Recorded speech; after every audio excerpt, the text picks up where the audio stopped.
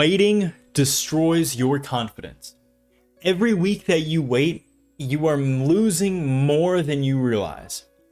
And guys, I'm speaking from personal experience when I say these things because I was the inconfident dude who went 6 years on a dry spell.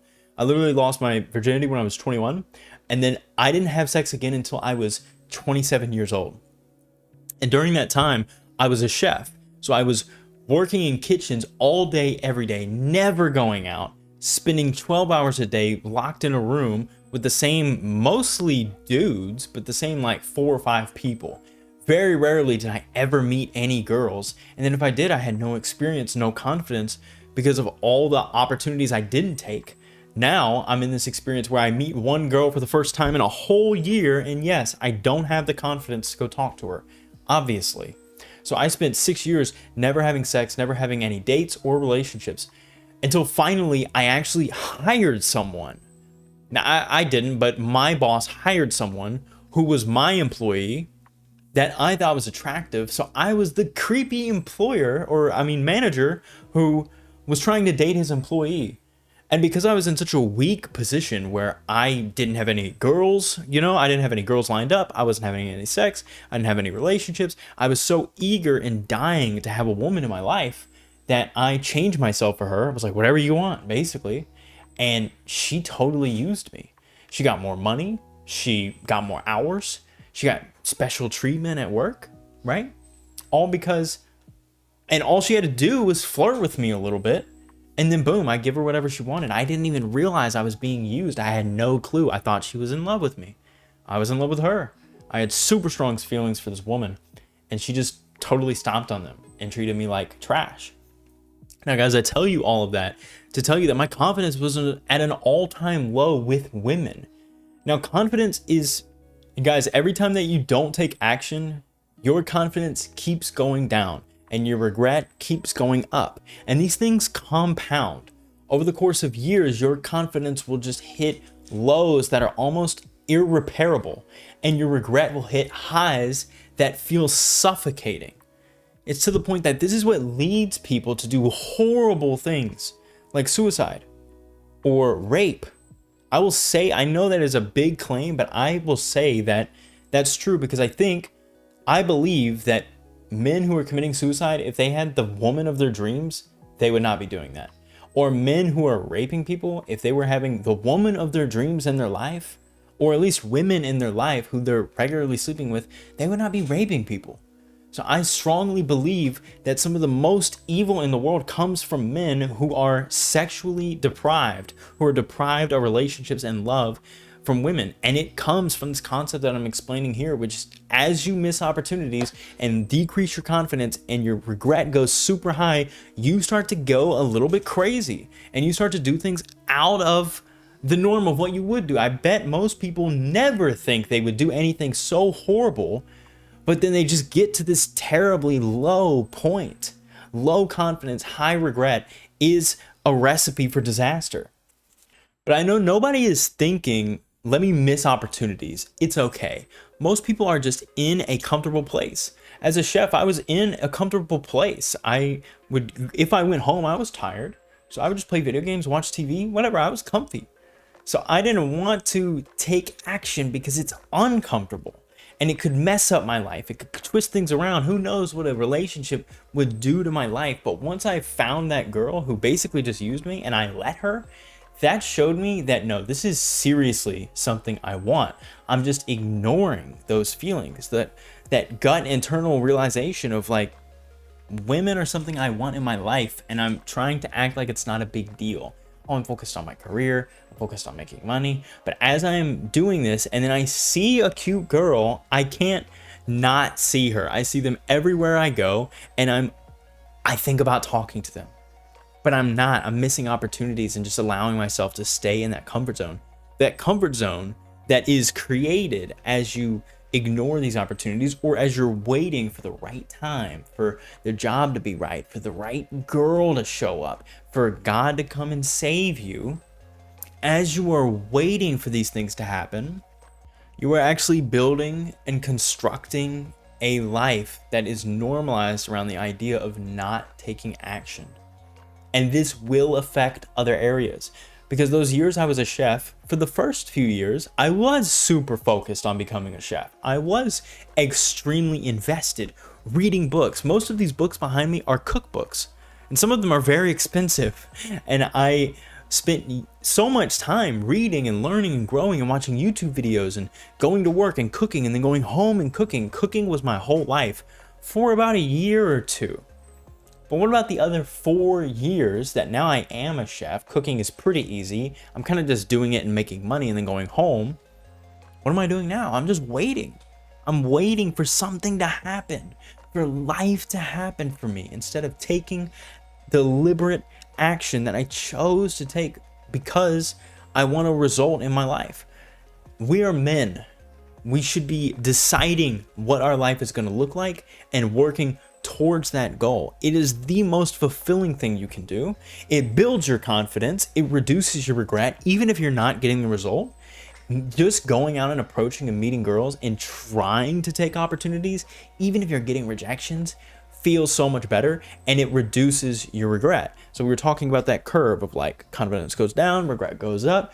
Even if you're getting rejected constantly and you're not improving in the way, and you're not getting the result, you're not meeting women, or you're not going on dates, you're not having sex, you're not building relationships, you're just getting rejected left and right, but you're not missing opportunities, you're not ignoring the way you feel, you're not pretending like you don't want this thing, you're actually taking the action, your regret goes down and your confidence goes up because you're taking action. Then at that point, all you need is some guidance, which is exactly what I started doing.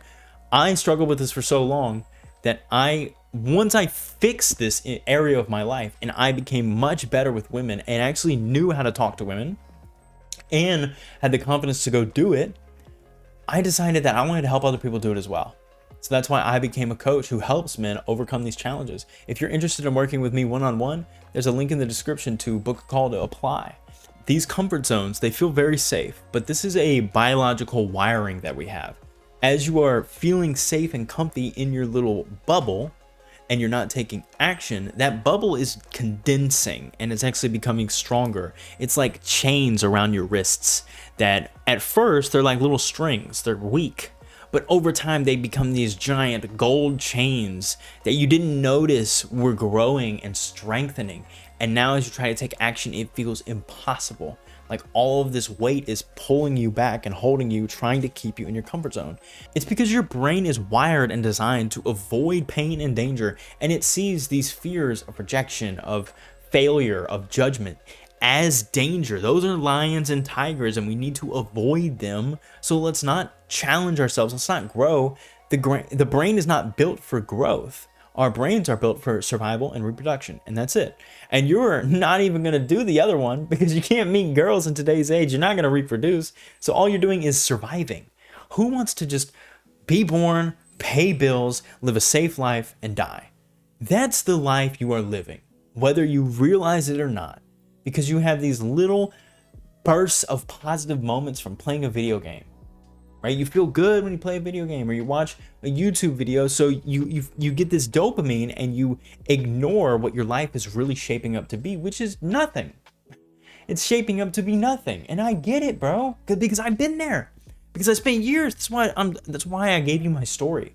The years of a dry spell that I struggled with tortured me, twisted in my gut, and made me suffer through life, but I didn't realize it because I was playing video games, I was making good money, I had friends, I just didn't have everything I really wanted. It wasn't until I made a checklist, and this is going to be your assignment. Make a checklist of the things in your life that you really want. It doesn't need to be an amazing list. For me, it's not that many things. It's like 5 to 10 things.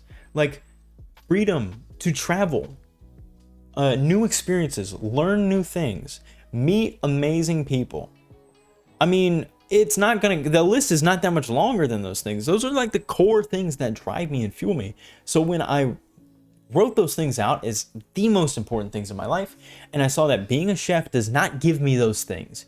Sometimes it gives me new experiences and I learn something new. Yes, it scratches half the itches, but it does not allow me to travel. Being a chef stuck in a restaurant, you can't go anywhere. You just have to stay and work in that space, and sometimes you're working for 16 hours a day. That's not a joke.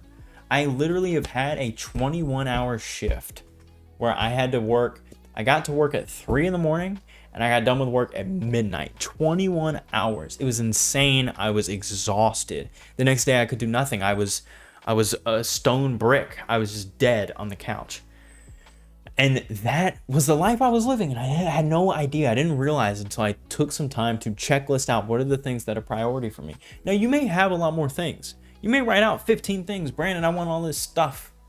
But if you could just prioritize and circle 5 most important things, and then ask yourself, is your job giving you those things? Is freedom important to you? Is the ability to travel and have new experiences in new places and meet new people important to you like it is for me?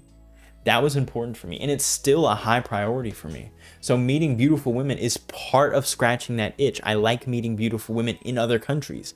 I like meeting beautiful women who I deeply connect with, yes, but I also just like meeting new people. So even as I'm on a date, I will still go up and compliment strangers, usually not other girls because I want to respect the girl I'm with, but they see that I'm not just doing this just to meet a girl. This is just who I want to be. This is the life I want to live. And I was an introvert who didn't live this way, who lived in his little comfort zone bubble and allowed his confidence to go down and his regret to go up. Now I've just reversed that track, and every day feels like an adventure. So guys, I want to give you one more piece of value that's going to help you make changes in this. Of course, make that list of those things that are important for you in your life, but also understand that a core concept that's going to allow you to actually take action and move forward in this area as you want to build those things and bring them into your life and get away from this comfort zone bubble. You don't have to take massive, crazy action. I'm not trying to motivate you to a point where you're like, okay, I want to learn Spanish. That's something important for me. I don't know any Spanish. Let's go learn Spanish for the next 6 hours. No. I want you to take action, but I want you to take daily action. And daily action has to be sustainable. What's something you do every single day? Brush your teeth, I hope. How long does that take you? You probably do it twice a day, at least once. If you don't do it once, oh my gosh, bro. But I'm sure you do it at least once, and it probably takes 2 minutes or less. That's easy. It's easy for you to do that every day. Or showers. They take 15 minutes, 30 minutes if you're bored and depressed or doing something you probably shouldn't be doing in the shower and enjoying it a little too much. But otherwise, there are things that you do every day that don't require a lot of you, but as a kid, you didn't want to do them. You started doing them because you were made to do them, but over time, they just became a natural part of your life. And the thing about them and being easy to stay consistent with is that they're short and they're easy. So I want you to do the same thing. When it comes to approaching girls, let me give you an assignment so you can start doing that for yourself. Of course, if you're interested in something else, like going to the gym, go to the gym for 30 minutes. That's it. You don't need to be these super fit dudes that are going for 5 hours like Arnold Schwarzenegger. You're not there yet. Just go for 30 minutes. But for girls, same thing. Just go out for 30 minutes and introduce yourself. Greet 5 people. They don't have to be cute girls. They can be anybody. Just say good morning to the old guy who's a security guard and is bored out of his mind when you walk into the grocery store. Start with him. And then say good morning to someone else. And someone else, someone else, someone else. I actually have a Target challenge that I posted as a YouTube short. So if you want to see that, that's me giving out 5 greetings and 3 compliments in Target before I leave to build up my confidence before I go talk to girls. That's what I recommend people do. Now, 5 greetings and 3 compliments can be a lot if you haven't done anything before. So dial it back a little bit to numbers that work for you, but find something you can do every single day. And it doesn't take that long, so you can sustainably do it every day. Then have a couple days where you go a little harder and you do a little more and you go out for a little bit longer. But otherwise, guys, that's the end of this video. That's really how you get away from this high regret, low confidence. If you're interested in working with me one-on-one, again, you can do so by clicking the link in the description to apply for my one-on-one coaching program. I hope to see you on that call. Otherwise, guys, I'll see you in the next video. Peace.